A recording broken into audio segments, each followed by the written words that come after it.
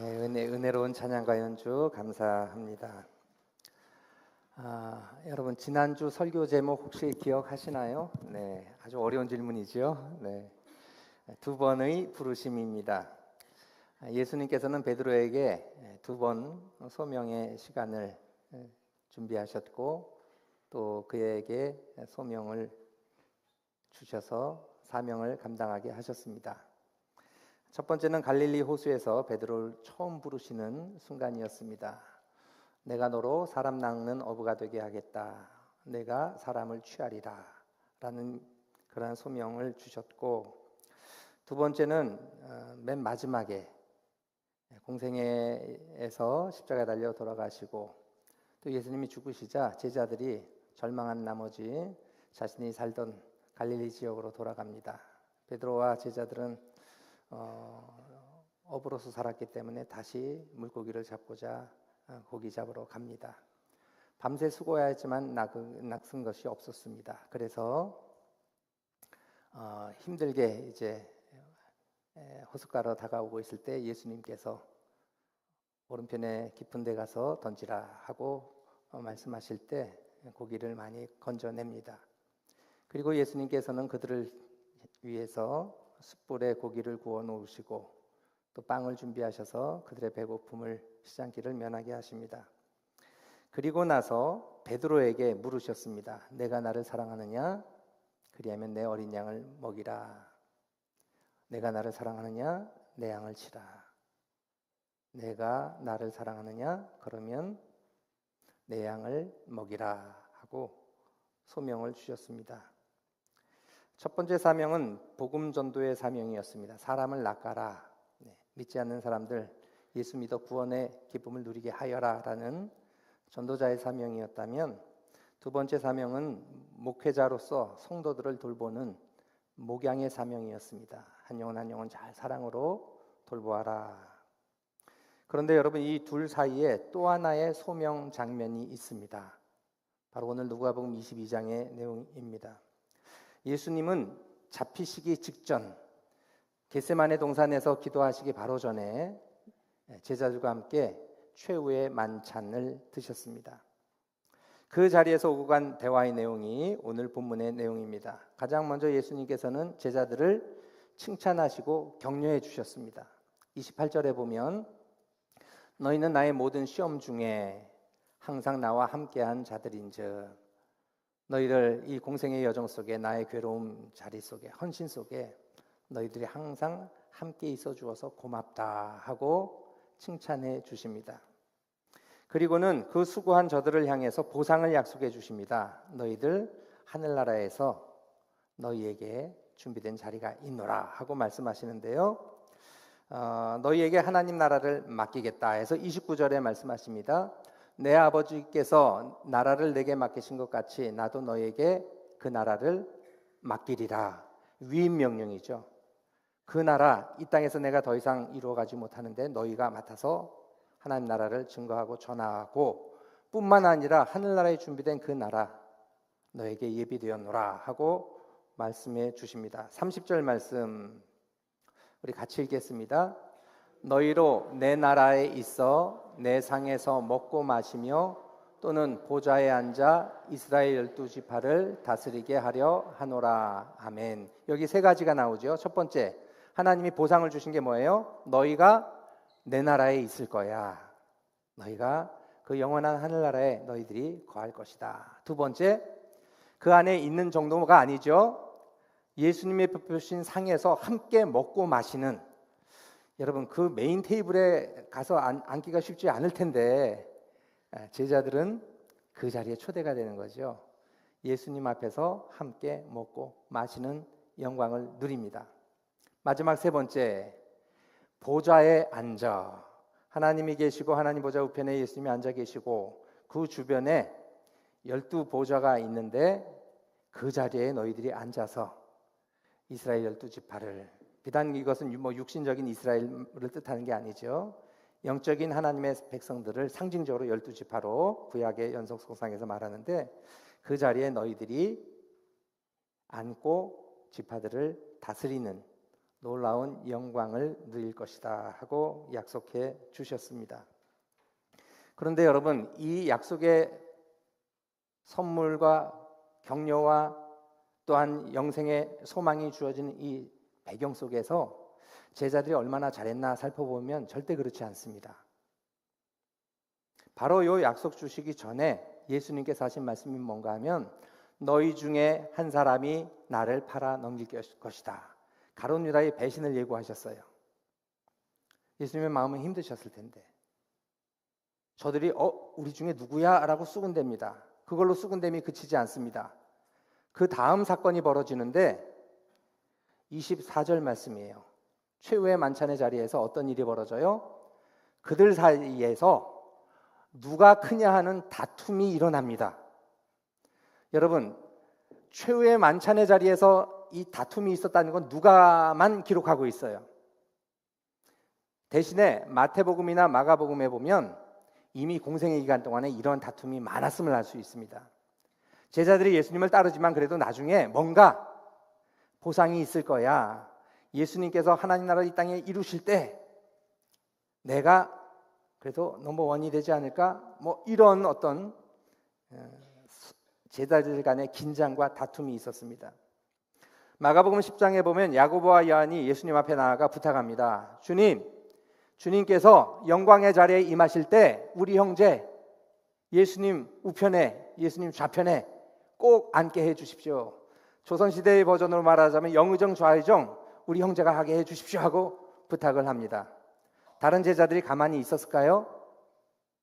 아니었죠. 그들에 대해 제자들이 크게 화를 내었다고 성경이 기록합니다. 서로 시기하면서 분노하면서 너만 높아 우린 이런 다툼이 일어납니다. 마태복음 20장에서도 야고보와 요한의 이번엔 어머니가 세베대의 아들의 어머니가 나섭니다. 그 어머니의 그 아들들이었어요. 그 어머니가 예수님 앞에 똑같은 제안을 하죠.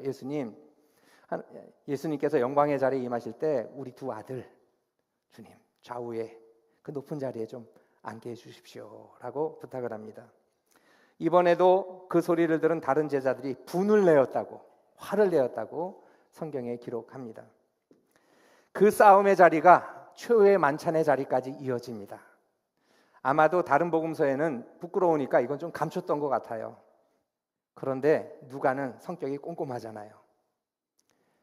그리고 그 얘기를 들어요. 그리고 그 얘기를 담아냅니다. 최후의 만찬의 자리 속에서도 제자들이 누가 크냐, 누가 높으냐라고 서로 다투었습니다. 그 자리 속에서 예수님은 세상의 고관들은 그런 자리 때문에 자리 다툼하지만 정작 나는 섬기러 왔노라 하면서 예수님께서 섬김의 종으로 오신 당신의 모습을 말씀하십니다.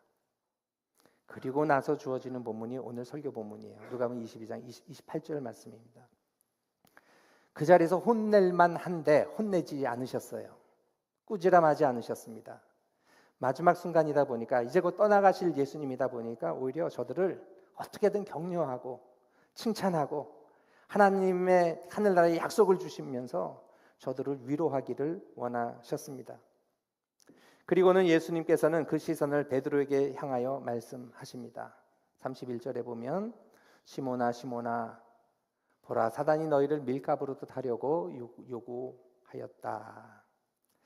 사단이 너희를 넘어뜨리고자 할 것이다. 특별히 시몬에게 말했지만 너희를이라는 목적어가 쓰여졌습니다. 복수예요. 시몬에게 말했지만 그 안에 앉아있는 모든 제자들을 포함해서 우리에게도 오늘날 이 말씀을 읽는 우리에게도 주신 말씀입니다. 무슨 말씀하시는 거예요? 사단이 만만치 않을 거야. 너희들 넘어뜨리려고 할 거야. 너희들 쓰러뜨리려고 할 거야. 정신 차려야 돼 하고 교훈하시죠. 그리고는 그 공격 앞에 그냥 내가 너희를 내버려 두지 않겠다 하고 말씀하시는데요. 32절 말씀입니다. 같이 읽겠습니다. 그러나 내가 너를 위하여 내 믿음이 떨어지지 않기를 기도하였노니 너는 돌이킨 후에 내 형제를 굳게 하라. 아멘. 믿음이 흔들리고 시험에 빠질 때가 분명 있겠지만 내가 너를 위해서 기도한다. 그리고 그 떨어지는 순간, 그 시험에 빠지는 순간 얼른 돌이켜라. 돌이켜서 너의 형제 자매들을 더불어 굳건히 세우도록 하여라 하고 명령하셨습니다. 이 말씀은 베드로에게 평생 잊지 못할 또 하나의 소명이 되고 사명이 되었습니다. 사단의 공격 앞에 너희들이 흔들릴 거야. 사실 베드로도 흔들린 순간이 많았습니다. 여러분, 경험해 본 사람이 도울 수 있어요. 하나님께서 베드로를 낮추고 낮추십니다. 그의 실수나 그의 부족함을 그대로 다 경험하게 하세요. 그리고는 돌이키게 도와주십니다. 그 경험을 통해서 시험에 빠진 사람, 마음이 흔들리는 사람, 그들을 도울 수 있도록 베드로를 사용해 주십니다. 베드로는 그러나 그 말씀을 듣고는 당장 자신 있게 말합니다. 33절 이어지는 말씀인데요. 주여, 제가 주와 함께 옥에도 가고 죽음도 불사할 수 있습니다 하고 자신 있게 이야기합니다. 그런데 이어지는 예수님의 말씀은 무엇입니까? 내가 오늘 닭이 울기 전 3번 나를 모른다고 할 것이다. 3번 나를 부인할 것이다 하고 말씀하십니다. 베드로에게 어떤 일이 벌어질지 아셨는데도 그러나 내가 너를 위해 기도하고 있다. 너는 돌이키고 내 형제 자매들을 굳세게 세워가라. 명령 주셨습니다. 베드로에게 있어서는 평생 잊지 못할 순간입니다. 수치요, 기억하고 싶지 않은 부끄러운 일이었습니다. 그런데 여러분, 이상하게도 부끄러운 일, 잊고 싶은 일들은 잊어지나요? 다른 건 금방 잊는데 그런 것들은 잘 잊혀지지가 않아요. 내가 그때 잘못해서 그때 정말 창피했지. 내가 그때 이런 실수를 해가지고 정말 여러 사람 곤란하게 했지. 그럼 마음에 남는 거예요. 베드로는 이 순간을 잊고 싶었는데 잊지 못했어요. 3번 부인했던 것. 여러분, 특별히 베드로가 예수님을 종들 앞에서, 심지어 여종 앞에서 나는 저를 모른다라고 부인했던 것, 그건 누구만 알까요? 베드로만 알잖아요. 그 옆에 없었잖아요. 그런데 성경에 기록되어 있어요. 이건 무슨 말이죠? 베드로가 스스로 나 그때 이런 잘못했었어 라고 말한 거예요. 복음을 전하면서도 제가 하나님께, 예수님께 이런 은혜를 받았음에도 제가 주님을 3번씩이나 모른다고 했습니다. 요 최후의 만찬의 자리 속에서 제자들은 들을 수 있었지만 실제로 정말 일어난 것은 그건 베드로만 아는 일이었는데 베드로가 그걸 고백한 거죠. 성경 사복음서에 다 그 배신의 이야기가 나오고 있습니다. 그런데 그것만 기억하지 않았어요. 그 부끄러운 일만 기억하지 않고 그때 주님께서 하신 말씀을 마음에 담았습니다. 그리고 그 말씀을 담으면서 그의 삶이 조금씩 변화되기 시작합니다. 어떻게? 고쳐나갔어요. 실수 많이 하고 믿음에서 떨어졌던 그러한 순간들을 하나하나 주님께서 나를 위해 기도해 주시지, 나를 붙들어 주시지, 나는 돌이킬 거야 하고 노력하기 시작합니다. 복음서에 나타난 베드로의 모습은 생각 없이 좌충우돌하는, 열심만 있어가지고 몸이 먼저 나가는 그러한 사람이었습니다.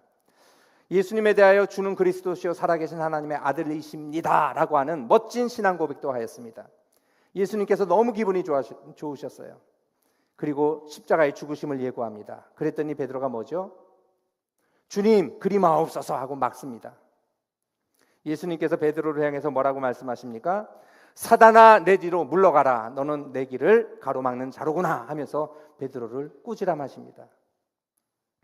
무리를 걷는 예수님을 보고 또 마음이 설레어서 주님 하고 가장 먼저 앞장섭니다. 그리고는 이야기하죠. 정말 예수님이라면 저도 이 시간에 무리를 걸어서 주님 앞에 나아가게 해주십시오. 네, 예수님이 와라. 베드로가 주님을 보고 무리를 걷습니다. 걸었나요? 걸었어요. 그런데 바람이 휘익 부니까 순간 정신이 번쩍 차려지고 파도와 물 쳐다봅니다. 순간 이거 뭐야 하고 풍덩 물에 빠져들죠. 죽을 뻔합니다.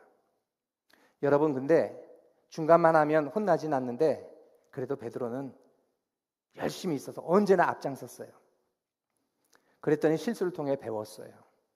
그리고 그 누구보다 가장 간절한 마음으로 예수님의 손을 붙잡아 봤어요. 살아나려고. 예수님의 그 따뜻한 손길, 꽉 붙잡는 예수님의 손길을 붙잡아 본 유일한 사람입니다. 그 속에서 또 성장하는 거죠. 겟세마네 동산에서 예수님이 잡히실 때 예수님을 위한답시고 대제사장의 종 말고의 귀를 칼로 베어 잘라냅니다. 예수님 앞에 또 혼나죠. 칼을 쓴 자는 칼로 망할 것이다. 집어넣어라. 그리고 고쳐주십니다. 그 실수를 통해서 순간순간 성장해 나갔습니다.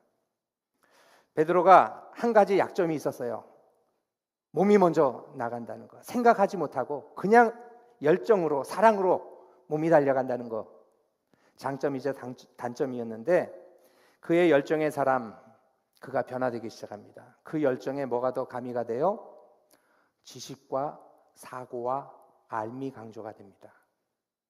막강한 하나님의 사람으로 변화되기 시작합니다. 그의 말년에 기록한 베드로 전서에 보면 열정과 더하여 헌신에 덧붙여서 지식과 암, 생각하고 하나하나 알아가는 것이 중요하다고 강조합니다. 1장 2절 하나님과 우리 주 예수를 알므로 하나님, 예수님 제대로 알아야 된대요. 3절 우리를 부르신 자를 알므로 말미암음이니라. 구원의 능력, 구원의 경험은 주님을 알기 때문이다. 4절 믿음의 덕을 쌓아가라. 믿음만 가지고 안 된다. 덕이 있어야 된다. 근데 덕만 가지고도 안 된다. 덕에 지식을 쌓아가라. 우리 주 예수 그리스도를 알기에 게으르지 않고 부지런히 예수님을 알아가래요. 너희로 생각하게 하려 하노라. 왜 편지를 써요? 생각하게 하게, 예수님 기억하게, 예수님 말씀 기억하도록. 13절 너희를 일깨워 생각하게 함이 옳은 줄로 여기노니. 생각할 뿐만 아니라 깨우침을 주어서 온전한 하나님의 사람들로 살아가도록 하기 위해 내가 권면하고 편지를 씁니다. 14절 임박한 줄 알미라. 주님의 때가, 주님의 놀라운 역사가, 심판이 임박한 줄 알미라. 15절 내가 임서 너희로 생각하게 하려 하노라. 16절 우리 주 예수 그리스도의 능력과 강림하심을 너희에게 알게 한 것이. 그래서 여러분 신앙생활은 어떻게 해요? 생각하며 해야 돼요. 무작정 믿어라 하지만 여러분 잘 생각하면서 믿고 믿음 위에 지식을 더해 나가는 여러분들 되시기를 간절히 기원합니다. 3장 1절 이들로 너희 진실한 마음을 일깨워 생각하게 하여. 2절 명하신 것을 기억하게 하려 하노라. 3장 18절 같이 읽겠습니다.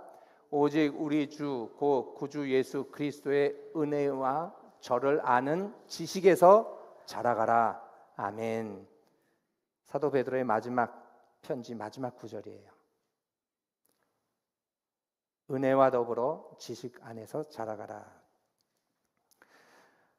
베드로는 그리하여 늘 마음에 주님께서 말씀하셨던 것, 그것을 생각했어요.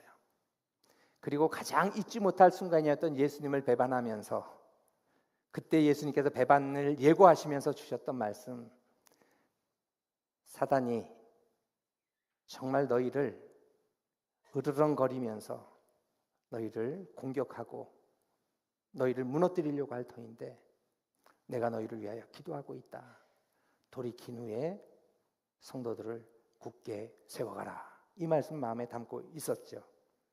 그분의 음성, 그분의 말씀, 그분의 부탁을 잊지 못하고 그가 평생을 주님의 그 소명 앞에 헌신하며 살아갑니다. 그래서 베드로 전후서에 보면 반복되는 또 하나의 단어가 있습니다. 생각하라, 알아라, 또 지식이 중요하다 강조한 것이 하나라면 또 한 가지는 굳게 하라라는 그 명령 때문에 굳게라는 단어가 또 반복이 됩니다. 근신하라 깨어라 너희 대적마귀가 우는 사자같이 두루다니며 삼킬 자를 찾나니, 앞서 얘기한 사단에 대한 예수님의 말씀을 딱 받아가지고 더 구체적으로 풀이하는 거죠. 우는 사자같이 덤비면서 삼킬 자를 찾고 있습니다. 우리가 그 사단을 대적해야 합니다. 너희는 믿음을 굳게 하여, 하나님이 나를 보호하고 계시고 주님이 나를 위해 지금도 중보기도 하고 계시며 나를 보호하심을 믿고 굳게 하여 대적하라 하고 믿음으로 싸워나가라 명하십니다. 5장 10절 잠깐 고난받는 너희를 친히 온전케 하시며, 그 다음 굳게 하시며, 굳게 하시며, 베드로에게 있어 잊지 못할 단어는 굳게 하다예요. 굳게 하다, 강하게 하시며. 5장 12절 너희는 이 은혜에 굳게 서라.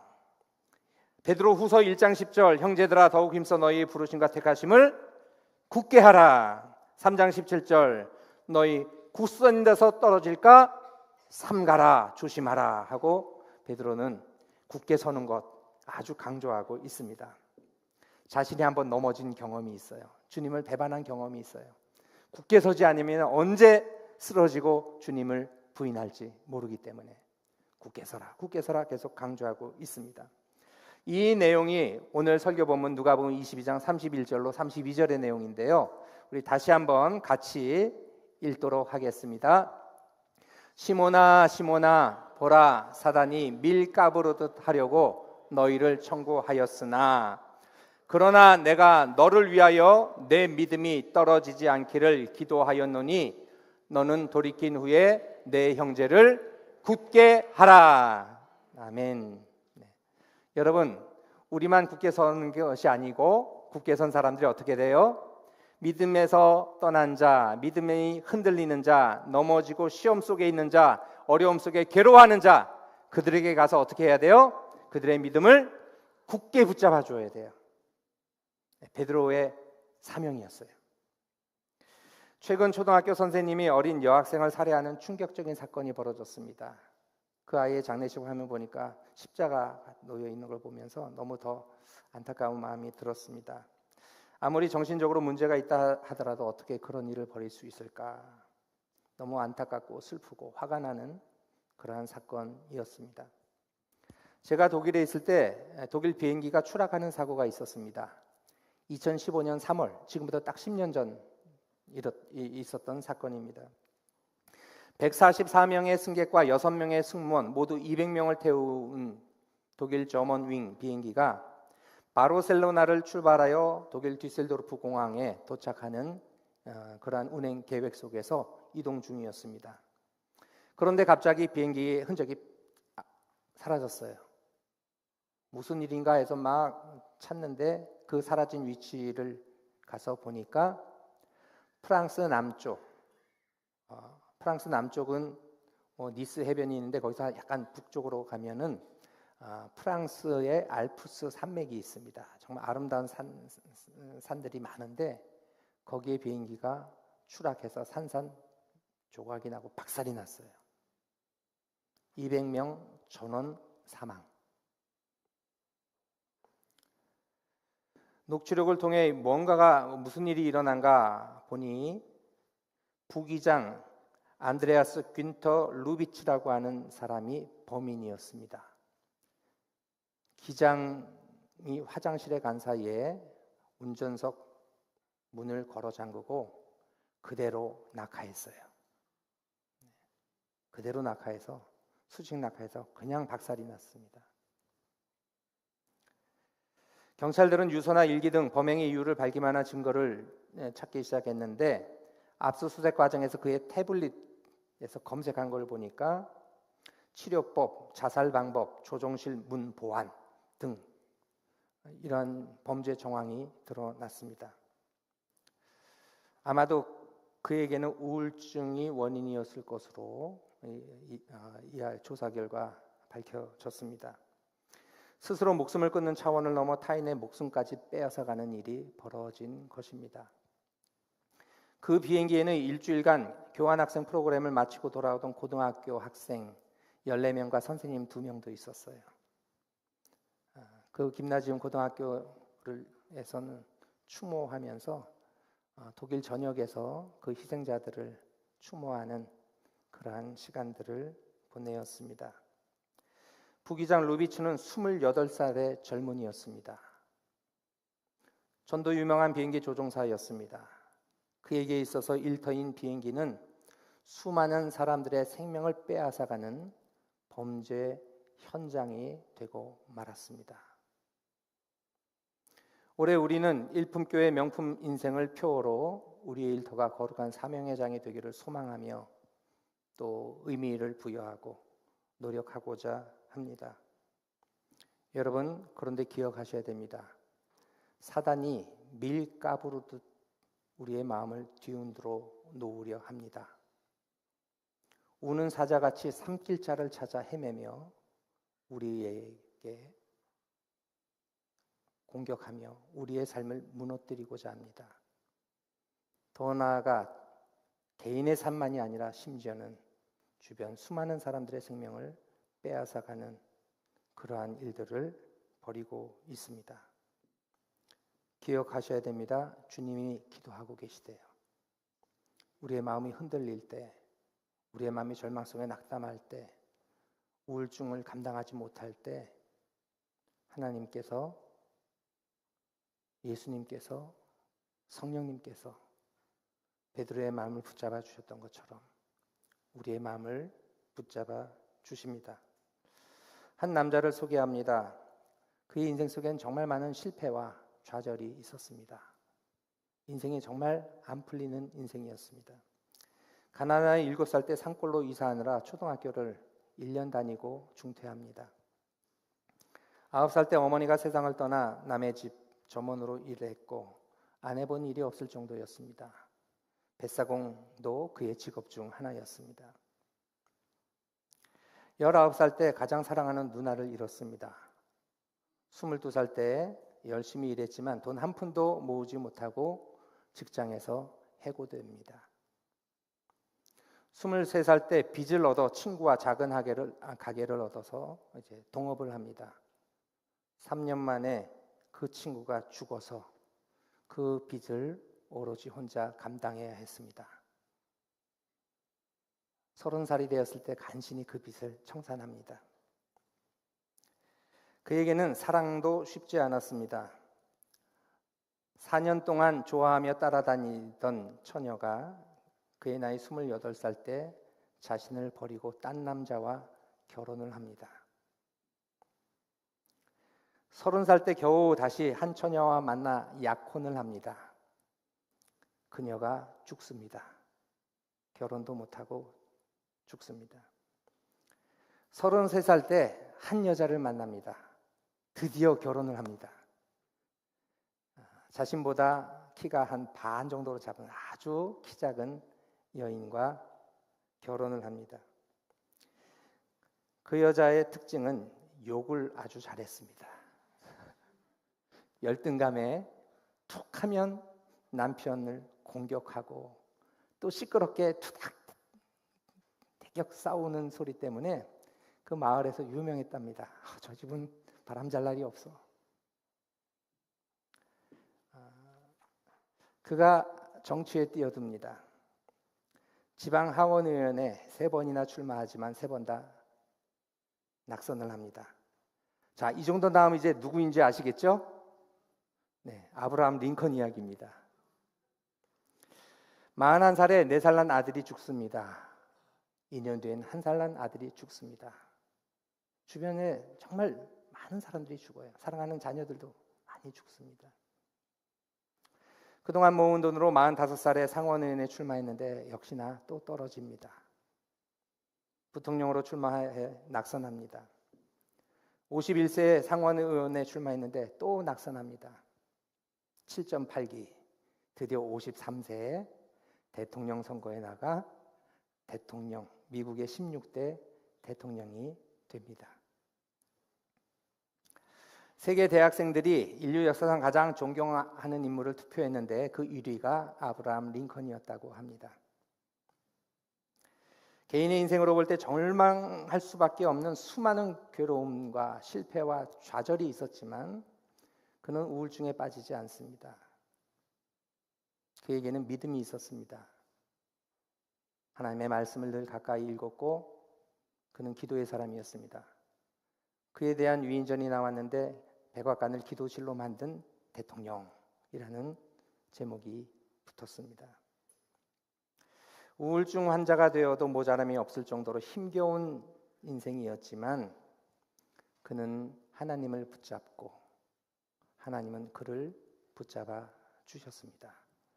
남북전쟁을 승리로 이끌었고 노예 해방을 이룬 위인으로 위인전에 언제나 등장하는 인물이 되었습니다. 사람들은 누구나 행복해지기를 원합니다. 여러분, 행복하려면 어떻게 하면 될까요? 네. 여러분, 행복하기 원하시잖아요. 행복하세요? 네.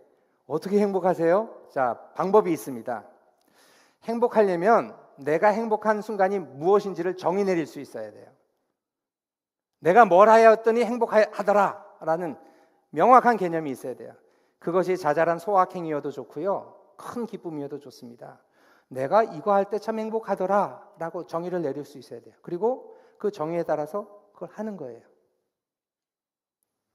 흔히들 개념 정의가 없으니까 그냥 세상 사람들이 생각하는 대로 생각하는 거예요. 야, 부자 되면 행복하겠다, 넓은 집에 살면 행복하겠다, 높은 아파트에 전망 좋은데 바닷가 보이는 데 살면 행복하겠다.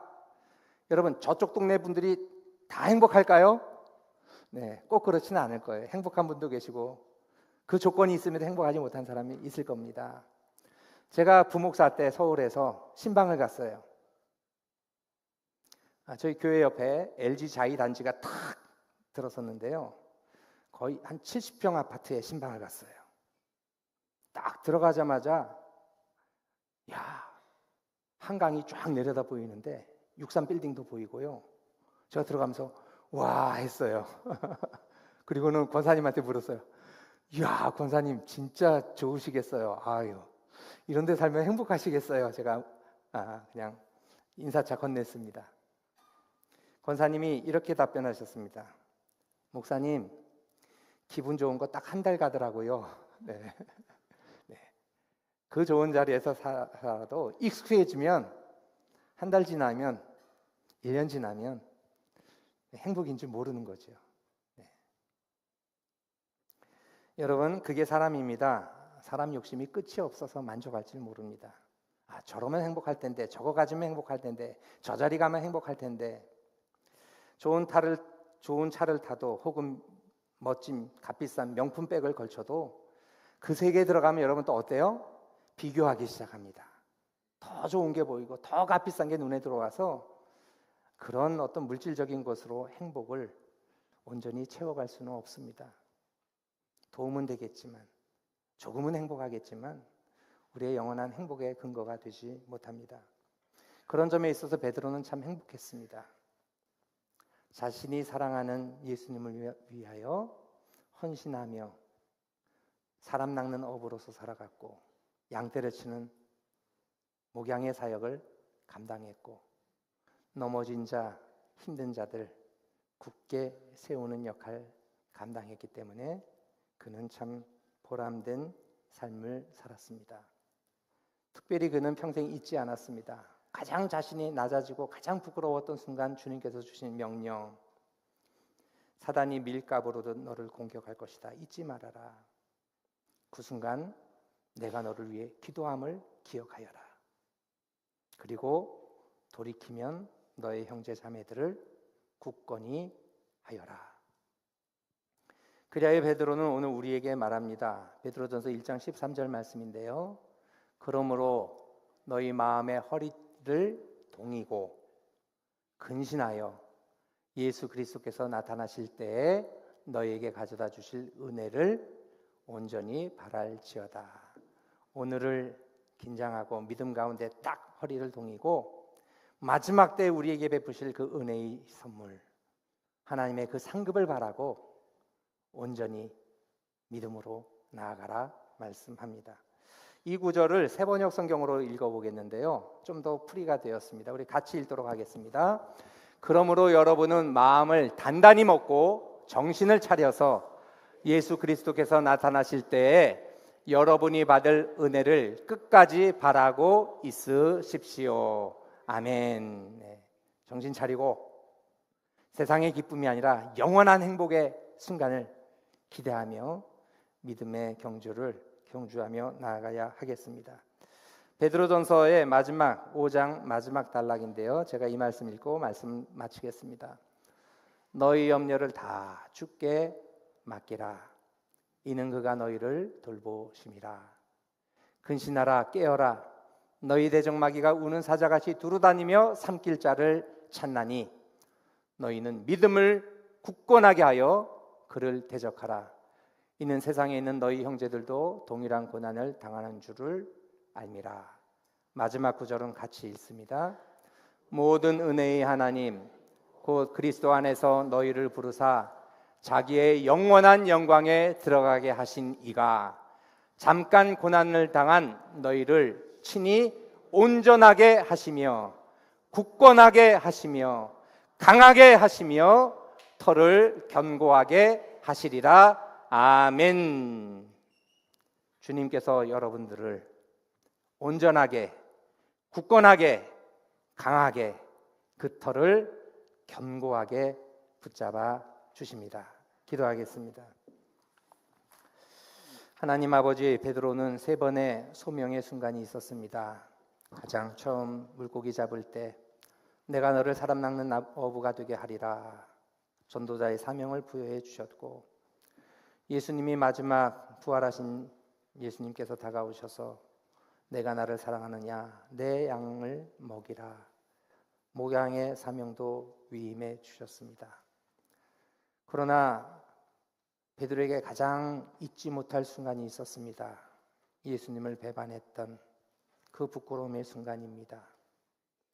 그 3번의 부인을 예고하시면서도 주님께서는 내가 너를 위하여 기도한다.